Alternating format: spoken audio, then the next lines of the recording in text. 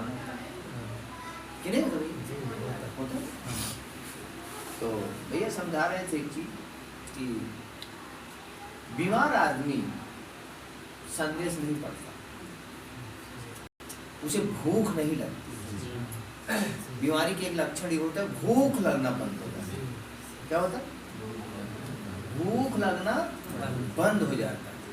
तो कहीं हम लोग बीमार तो नहीं हैं?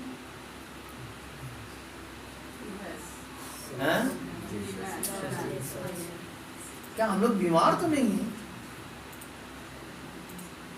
खाना नहीं हजम हो पाता, खाना का मतलब मैसेज नहीं हजम हो पाता,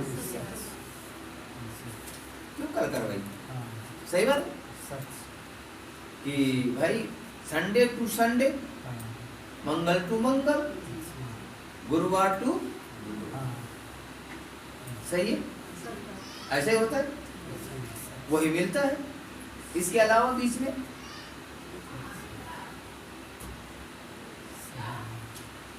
तो हम क्या करें? चर्च चेटी का गेम खेल रहे हैं, चर्च आना और जाना। जैसे मैं अभी सुबह बोल रहा था कि हम प्रभु भोज चालू करना चाह रहे हैं, प्रभु भोज चालू करना चाह रहे हैं। प्रभु भोज दे किसको?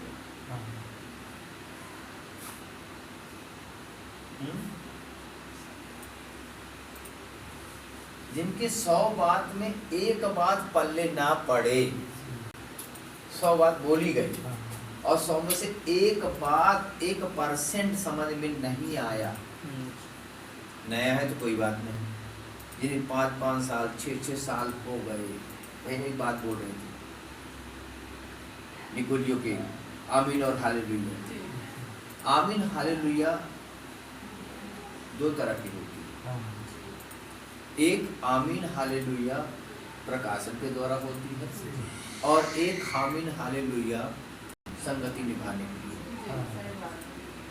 अब ये सवाल है कि जब हम आमीन हालेलुया बोलते हैं तो हम किस आधार पर आमीन हालेलुया बोलते हैं? एक आमीन हालेलुया समझकर बोली जाती है, एक आमीन हालेलुया सामने वाला बोला हम बोल दिए। नहीं समझ? मैं समझाई दे रहा हूँ। एक तो सामने वाले ने कुछ पकड़ा, वो खड़ा भी हो गया, वो हाथ भी हिला दिया। अगर मैं नहीं खड़ा होगा तो कुछ लोग बोले जा रहे इसको तो समझ नहीं।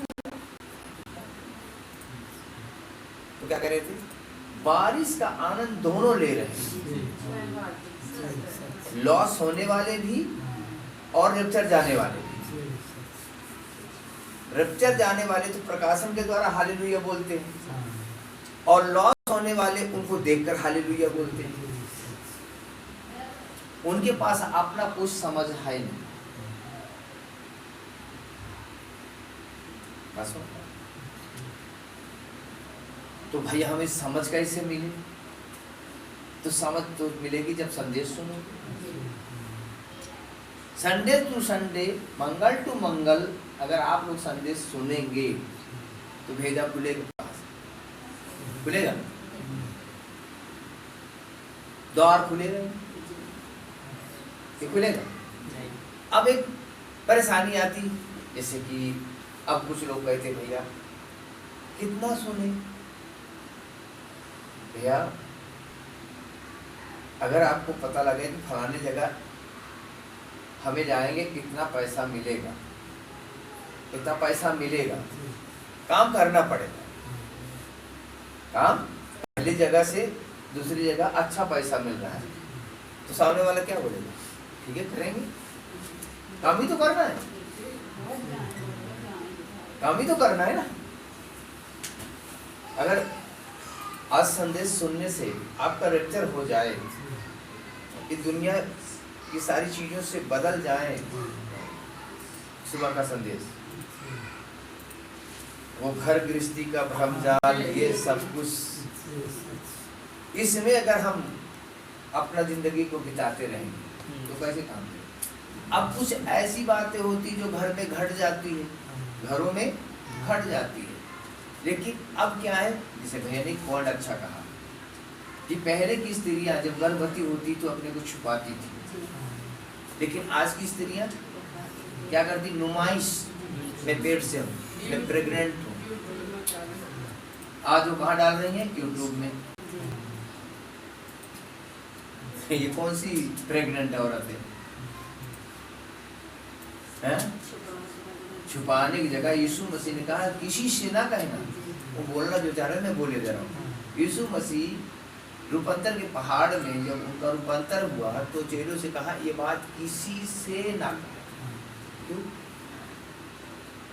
वो प्रदर्शित नहीं करना चाह रहे। लेकिन आज एक बंदे की चंगाई अगर मिल गई तो वीडियो पर वीडियो। ये कौन सी औरत है? प्रेग्नेंट है?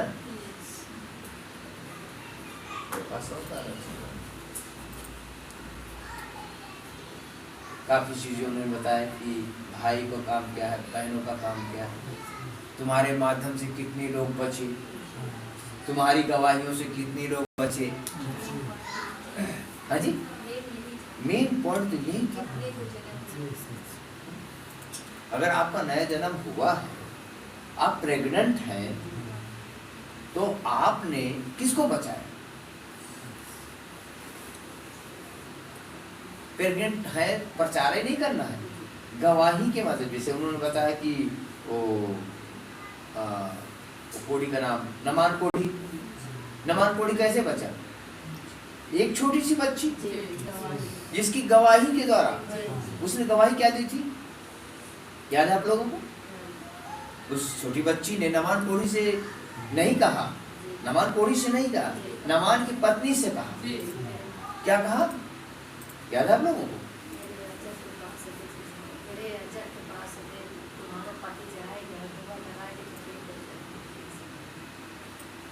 देखिए कारण क्या होता है, वो कहना क्या चाह रही है? काश, क्या काश राजा इज़राइल के भविष्यवक्ता एलीशा के पास चला जाता तो सुन।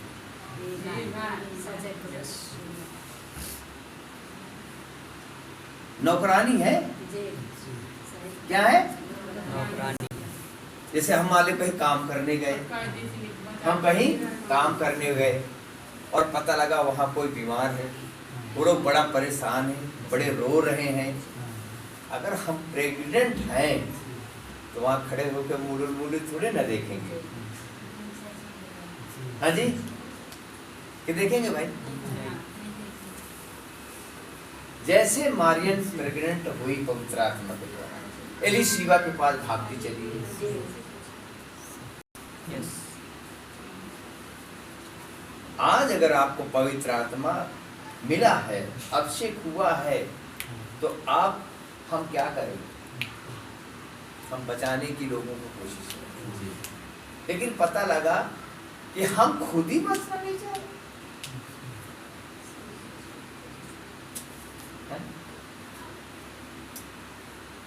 पास्टर से ऐसा कोई चीज नहीं है जो छुपाने लायक होता है। हमारे घर की कोई भी परेशानी हो, वो छुपाने लायक क्यों थी? लेकिन अगर छुपा लिए तो उसका तो खामियाना आपको ही भुगतना पड़ेगा कि नहीं? कितना जरूरी है हमें आपको जागना। अगर जाग जाएंगे तो आपके लिए बेटर हो, नहीं जागेंगे तो आपके लिए और बेटर हो।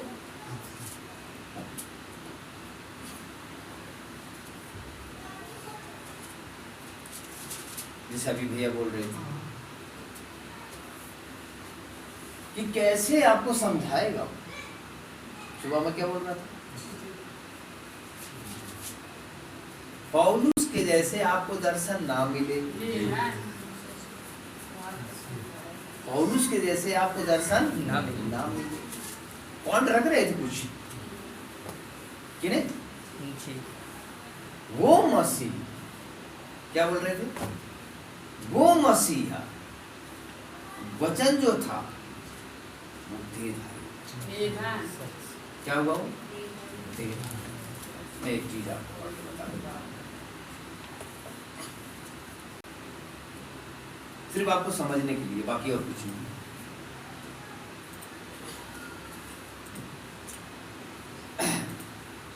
मैं प्रेरितों के काम में ही आपको कुछ दिखाऊंगा। 3 और उसका 22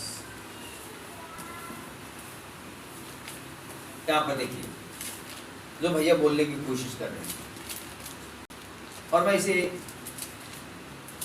आप ऊपर दीजिए, फिर मैं एक संदेश से प्रचार करता हूँ। 22। हाँ 22, 3:22।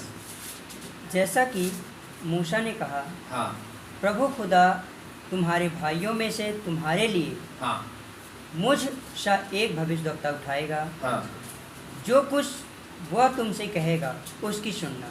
जो कुछ वो तुमसे कहे उसकी सुनना। किसकी? भविष्यद्वक्ता की। उस भविष्यवक्ता जिसे खुदावन तुम्हारे बीच में खड़ा करे, कि खुदा को सुनना।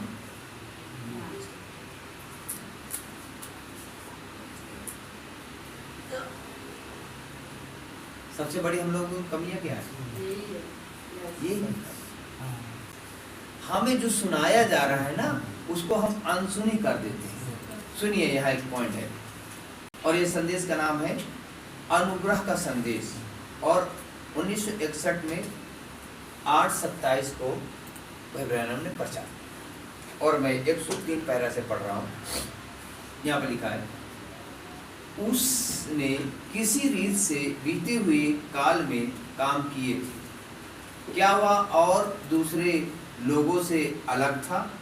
वह तो बस मानव मात्र ही था। क्या था वो? नबी क्या बता रहे? वो तो मात्र मानव मात्र ही था। वह एक मनुष्य के जैसा ही दिखाई देता था।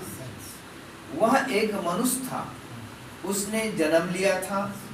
वह एक मनुष्य था, उसका मांस और लहू था। उसने दुख उठाया था। अभी क्या बताया? आज भी दुख उठाना पड़ता है। जब एक प्रेग्नेंट औरत होती तो उसे दुख उठाना पड़ता है। वही क्या बोल रहे थे? प्रचारकों को दुख उठाना पड़ता है ताकि कोई बच जाए। अगर वो रात भर बैठकर खुदावन से बात करे और संडे को सुबह आकर जो जो खुदावन ने उसे बताया है वो बताना शुरू कर दे, तो हमें तो लगा यार आए और उधेड़ना चालू कर दिया। आए और उधेड़ना। लेकिन अब तो वो बंदा बैठा था रात भर, संदेश लिए। अब संदेश में खुदावन ने उसे क्या क्या बताया, जैसे मैंने सवेरे ही बताया कि मैं अपने बेटी के लिए परेशान था, और मैंने जब दुआ करना चाहा तो मैंने कहा कोई संदेश मैं पढ़ूंगा, और मैंने वो वाला संदेश उठाया और सीने से लगाया, पहले एक दुआ किया। प्यारे पिता, आज मुझे दुआ का एक विषय दे जो मैं अपनी बेटी के लिए। तो मेरे सामने क्या खुला? यूहन्ना 14, यूहन्ना 15:7। ये 2 आयतें खुली और मैंने उसके आधार पर दुआ। सुनिए, मिला भाई क्या? जी। और लहू था, उसने दुख उठाया था, वह पीड़ा में कराया था, वह आजमाइशों में से होकर गुजरा था। वह एक मनुष्य था। यह सच बात है, क्या यह सच नहीं है? परंतु यह क्या था जिसने उसे खुदा बनाया? पॉइंट क्या है? ये क्या था जिसने उसे खुदा बनाया? भैया समझाने की क्या कोशिश कर रहे हैं? क्यों कह रहे हैं कि तुम में से निकुली और सिस्टम में फंसे हुए? क्योंकि उन्हें कुछ दिखाई नहीं रहा। अब सोच रहे हैं कि तो भाई आशीष बोल रहा है, लेकिन वो आंख जो पर्दों के पीछे देखती है वो वहां कुर्सी से खड़े होकर सुनिए, परंतु यह क्या था जिसने उसे खुदा बनाया? वह इसीलिए खुदा था क्योंकि खुदा का आत्मा उस पर था। क्या था? खुदा का आत्मा उस पर था। तो मत्ती 8:11 में कुछ लिखा है, निकालिए मत्ती, वो सॉरी रोमियो 8। यदि वही आत्मा जो मसीह में था तुम में बसता है, पढ़ दीजिएगा।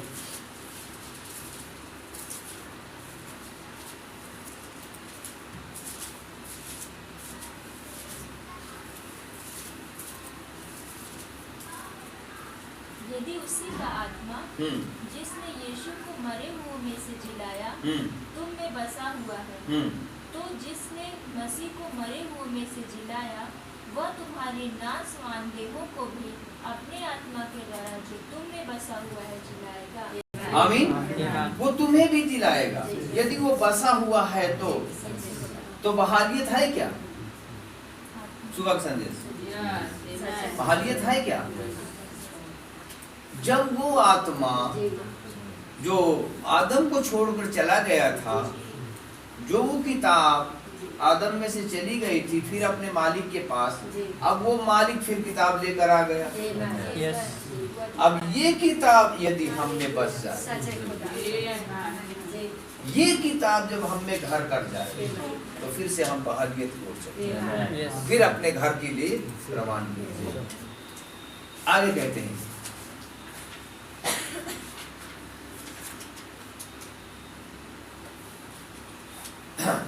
अब से पाया हुआ मसीह था। और वे कैसे जानते कि वो वही था?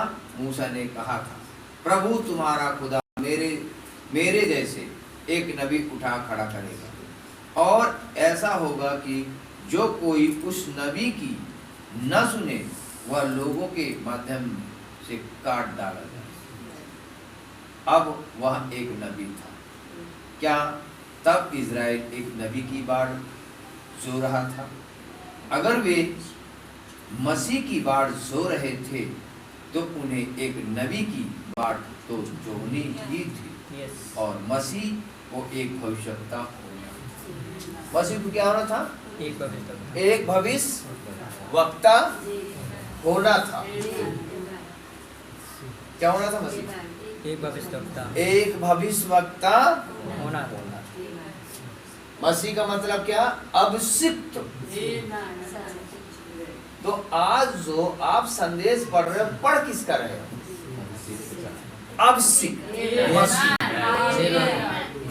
ये सुबह भैया बता रहे थे, मत्ती 24:24, झूठे मसीह और झूठे यीशु। झूठे मसीह, झूठे यीशु नहीं।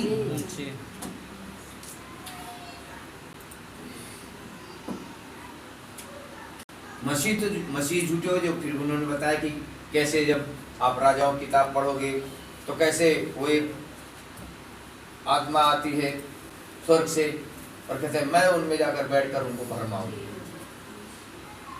ठीक है,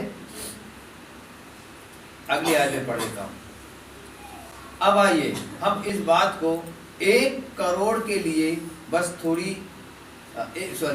1 सेकंड के लिए बस थोड़ी देर के लिए देख लें और आप इसे ध्यान से सुने। अब बस आप अपना दिमाग खुदा पर ही टिका कर रखें, क्योंकि हम नहीं जानते हैं कि खुदा क्या क्या कर सकता है। हम नहीं जानते हैं कि वह मुझे करने के लिए क्या क्या बताएगा। नहीं, अब ये कह रहे कि वो क्या क्या बताएगा मैं वही बताऊं, और खुदा क्या क्या कर सकता है हम नहीं जानते। बस हमें उसके वचन पर लेना है और विश्वास, जितना हो सके हम दुआ। जैसे अभी भैया ने बताया कि बस तुरंत ऑपरेशन की तैयारी कर लो।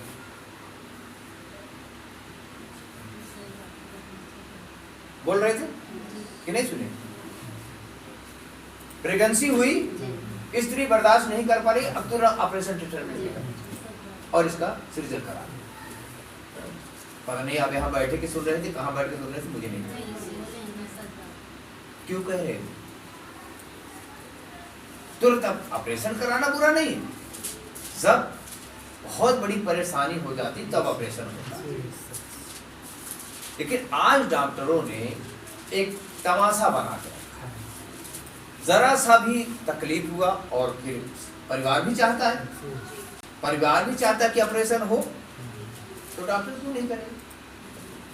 जहां नॉर्मल डिलीवरी में 5 से 10 हजार रुपये खर्चा होना है, वहां जाएगा आपका 40 से 50 हजार।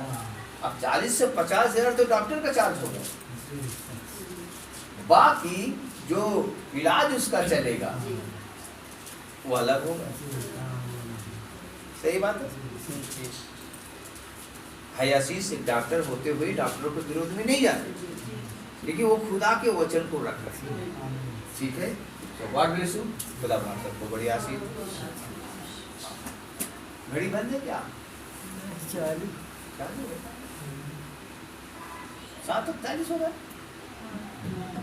क्या बजे बंद की? 7:30। मैंने सोचा 7 ही बजे बंद कर दिया, इसी के ऊपर खड़ा हो रहा है। सो जो भी है, खुदा का नाम मुबारक, जो भी होता है अच्छी होता है।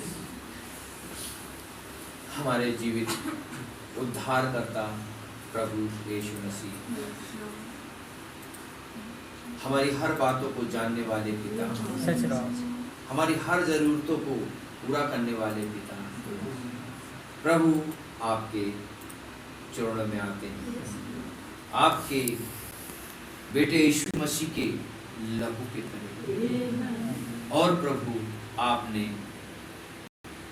उस नाम पर एक मोहर लगा दी कि इस नाम के बिना तुम कोई भी मेरे पास नहीं आ सकते। प्यारे खुदावन, उसी नाम को जो स्वर्ग और पृथ्वी में आला नाम है, आपके पास आता हूँ। पूरी दिन की बरकत के लिए मैं आपका शुक्रगुजार हूँ। आपने हमारे भाई आशीष लाल को बहुतायत से आशीष करिएगा, ताकि वो प्रकाशनों को और दिखा सके जो आज हमने उस प्रकाशित वाक्य 4 का 3 देखा। प्रभु कैसे वो पत्थर का मायने हमें समझाया गया प्रभु, कैसे वो स्त्रियां जब बच्चों को जन्म देती थी और उसके अनुसार उनको मुकाशबा मिलता था, उसके अनुसार उसका नाम रखा जाता था। मेरे खुदावन, हम कभी जिंदगी में इसे समझ नहीं सकते यदि आपने नबी न भेजा होता। वो खुदावन, आपका मैं बहुत धन्यवाद करता हूँ, क्योंकि उन्होंने नबी के ही संदेश से हमें दिखाया है। आपका नाम मुबारक। प्रभु यीशु मसीह, आपके पवित्र नाम में हम पिता से विनती करते हैं, बेटी आराधना के लिए प्रभु आप बड़े दयालु प्रभु, उस परिवार के भूल चूक अपराधों को क्षमा कर दी और खुदावन उस बेटी को आप ताकत, जैसे यहूदी स्त्रियों में एक ताकत हुआ करती थी, जब मिस्र की स्त्रियां धाए उन बच्चों को मारने के लिए जाती थी। कैसे बाइबल कहती है कि वो इतनी फुर्तीली थी कि वो धाए को पहुंचने से पहले ही वो प्रसव पीड़ा से मुक्त हो जाती। प्यारे पिताजी, आज भी आप वही हमारे खुदा यहोवा हैं। प्रभु आप कृपा करें, दया करें प्रभु जी, उस बेटी पर अपनी अनुग्रह वाली दृष्टि उस पर कर, और खुदावन हर एक मोमेंट को आप ही बताएं, चाहे बच्चे की हो, चाहे उसके दर्द की हो, कुछ भी आपके पास असंभव नहीं, सब कुछ संभव है पिता। आप ही उस बेटी पर कृपा कर दीजिए। मेरी तहे दिल से आपसे विनती है, यदि आपने जब से मुझे बुलाया है, मैंने जब भी आपसे कुछ मांगा है, आपने इनकार नहीं किया। उस बेटी के लिए मैं आपसे मांगता हूँ, आप कृपा करें, दया करें खुदावन कि हर एक वो तकलीफ आपके नाम से खत्म, और जैसा आपकी इच्छा हो वैसा ही आप हो। यदि आपकी इच्छा है कि ऑपरेशन हो तो हमें कोई चिंता नहीं। यदि आप नहीं चाहते हैं कि ऑपरेशन हो, प्रभु आप कृपा, आप रहम बख्शे उस बेटी पर। हम संपूर्ण से आप पर आश्रित हैं। आप हमारी चिंता जरूर करें, हमारा ध्यान जरूर करें। इन प्रार्थनाओं को आपके बेटे यीशु मसीह के नाम में मांग लेता हूँ, ताकि आपका वो कहा हुआ वचन पूरा हो जो आपने भविष्यवक्ताओं के द्वारा कहा है, लिखा दिया यूहन्ना में कि जो कुछ तुम मेरे पुत्र के नाम से मांगोगे वही मैं करूँ। हम इसे यीशु के नाम में ही मांगें। आप प्रार्थना को सुने और छोटी सी विनती और प्रार्थना को धार करता और यीशु मसीह के नाम में मांगे। सुने और ऐ हमारे बाप, आप जो आसमान में हैं, आपका नाम पाक माना जाए, आपकी बादशाही हो, आपकी मर्जी आसमान को जमीन पर। हमारी रोज की रोटी आज बख्श दे, जैसे हमने गुनाहों को माफ किया हमारे कसूर को माफ कर। आजमाइश में न डाले, बुराई से बादशाही, कुदरत, जलाल हमेशा यीशु के।